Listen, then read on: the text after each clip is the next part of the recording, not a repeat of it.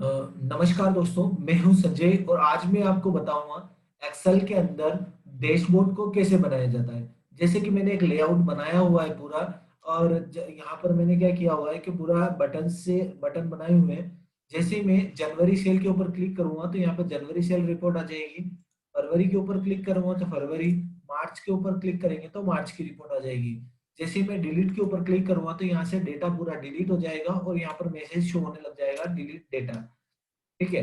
फिर जनवरी पे क्लिक करूंगा तो जनवरी का डेटा आ जाएगा। तो ये पूरा प्रोसेस कैसे हो रहा है और ये मैंने कैसे बनाया है, मैं आपको एक एक करके पूरा समझाता हूँ। तो ये सबसे पहले मैंने क्या किया कि व्यू के अंदर गए और यहाँ से पूरे में क्या आ रही थी, फॉर्मूला बार आ रही थी, उसको हटा दिया मैंने। ग्रिड लाइन आ रही थी, उसको भी मैंने क्या कर दिया, यहाँ से रिमूव कर दिया। उसके बाद यहाँ पर मैंने तीन टेक्स्ट बॉक्स लिए। यहाँ से इंसर्ट में गए और इंसर्ट से मैंने शेप लिए, यहाँ से तीन शेप लिए। और उन पे क्या किया, उन शेप का नाम लिख, अलग अलग आइडेंटिफिकेशन किया, उसका नाम लिखा। और नाम लिखने के बाद क्या किया, उनका नाम,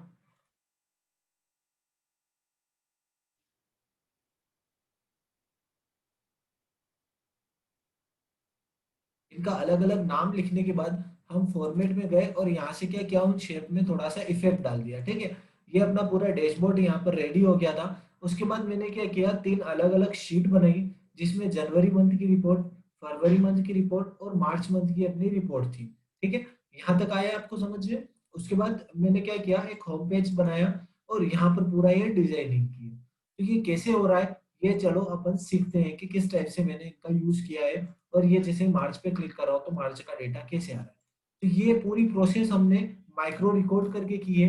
तो सबसे पहले अपन देख लेते हैं माइक्रो को रिकॉर्ड कैसे किया जाता है। तो सबसे पहले अपन व्यू में जाएंगे। व्यू में जाने के बाद अपन क्या करेंगे कि यहाँ पर माइक्रो के अंदर जाएंगे और मैंने क्या किया हुआ, पहले से जो माइक्रो बना रखी है उसको मैं डिलीट कर देता हूँ सभी को। तो जनवरी मंथ की, फरवरी की, सबको डिलीट कर देता हूँ मैं।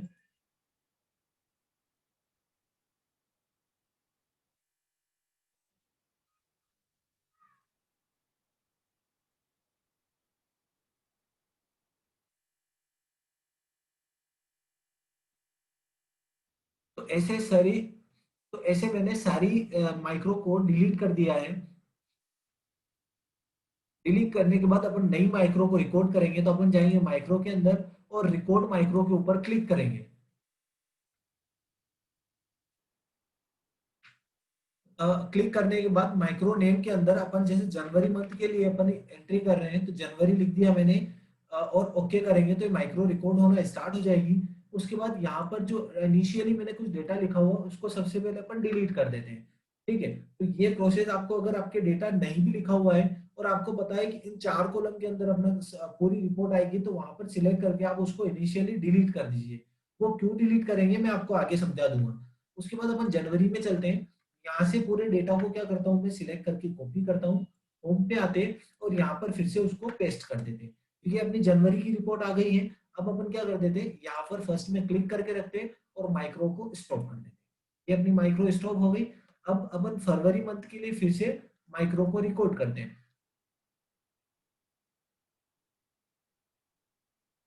तो अपन माइक्रो के अंदर जाएंगे, रिकॉर्ड माइक्रो पे क्लिक करेंगे और फेब मंथ के लिए कर रहे हैं तो फेब लिखा मैंने, ओके कर दिया। उसके बाद अपन क्या करेंगे, इसको यहाँ से सिलेक्ट करके डिलीट कर देंगे। डिलीट करने के बाद फरवरी में जाएंगे, यहाँ से अपन पूरे डेटा को कॉपी करके फिर से यहाँ पर अपन क्या कर देंगे, उसको पेस्ट कर देंगे। यहाँ तक कि अपनी फरवरी मंथ की माइक्रो है, इसको फिर से स्टॉप कर देंगे। फिर अपन मार्च महीने के लिए करेंगे तो फिर से रिकॉर्ड करेंगे मार्च। मैंने इसका नाम मार्च लिखा, ओके किया। फिर से इस डेटा को अपन क्या करेंगे, पूरे को सिलेक्ट करके डिलीट कर देंगे। मार्च वाली शीट पे जाएंगे, वहां से डेटा को कॉपी करके अपन क्या कर देंगे, यहाँ पर फिर से पेस्ट कर देंगे। तो ये अपने मार्च का डेटा आ जाएगा। फिर अपन यहाँ पे क्लिक करके क्या कर देंगे, इस माइक्रो को स्टॉप कर देंगे। फिर अपन क्या करेंगे, एक एक करके सबको माइक्रो असाइन कर देते हैं। तो जनवरी मंथ पे राइट क्लिक करके माइक्रो असाइन पे क्लिक करके मैं जन की माइक्रो असाइन कर देता हूँ। फरवरी की माइक्रो फिर से इस पे असाइन कर देता हूँ और मार्च की माइक्रो इस पे असाइन कर देता हूँ। अब मुझे क्या करना है कि डिलीट पे जब मैं प्रेस करूँ ना तो यहाँ पर ऑटोमेटिक क्या हो जाए, ये डिलीट हो जाए। तो उसके लिए भी अपन माइक्रो रिकॉर्ड कर देते हैं। माइक्रो रिकॉर्ड में जाएंगे, रिकॉर्ड पे क्लिक करेंगे और ये डिलीट के लिए है, तो मैंने इसका आइडेंटिफिकेशन के लिए इसका नाम लिख दिया।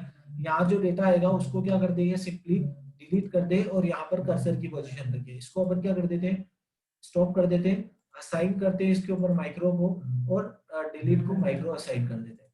ये असाइन कर दी। उसके बाद जनवरी पे क्लिक करूंगा, ये जनवरी का डेटा, फरवरी पे क्लिक किया फरवरी का डेटा, मार्च पे क्लिक किया मार्च का डेटा, और डिलीट हो गया ये। जनवरी डिलीट, फरवरी डिलीट, मार्च डिलीट। अब अपन रिकॉर्ड, अब अपन माइक्रो को रिकॉर्ड करने से पहले डिलीट क्यों कर रहे थे वो मैं समझा देता हूँ। क्योंकि क्या है कि अगर अपन यहाँ से जैसे जनवरी का डेटा आया हुआ है और अपन फरवरी के ऊपर क्लिक करेंगे तो वो डायरेक्ट इसको रिप्लेस नहीं करेगा। पहले अपन को एक पॉपअप देगा, उसके अंदर लिखा हुआ आएगा कि इस डेटा को आपको रिप्लेस करना है या नहीं। तो वहां पर अगर यस करेंगे तभी डेटा आएगा। तो उससे बचने के लिए अपन क्या कर रहे थे कि माइक्रो जब रिकॉर्ड कर रहे थे तो यहाँ के स्पेस को पहले डिलीट कर रहे थे। उसके बाद जैसे सपोज मानिए अभी यहाँ पर जनवरी का डेटा है, मैं फरवरी के ऊपर क्लिक करूंगा तो क्या होगा, वो सबसे पहले जनवरी के डेटा को डिलीट करेगा, फिर फरवरी के डेटा को यहाँ पर कॉपी पेस्ट करेगा। ठीक है, तो आए समझ में। इस टाइप से अपन क्या कर सकते हैं, डैशबोर्ड को बना सकते हैं। अगर इसमें कुछ डाउट हो या फिर आपको कुछ समझ में नहीं आया तो आप मुझे कमेंट करके बता सकते हैं। कुछ और आपके टॉपिक है जिसमें आपको समझ में नहीं आ रहा तो भी आप मुझे कमेंट करके बता सकते हैं।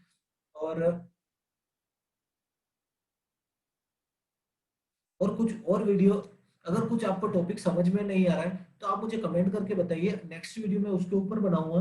वीडियो देखने के लिए धन्यवाद।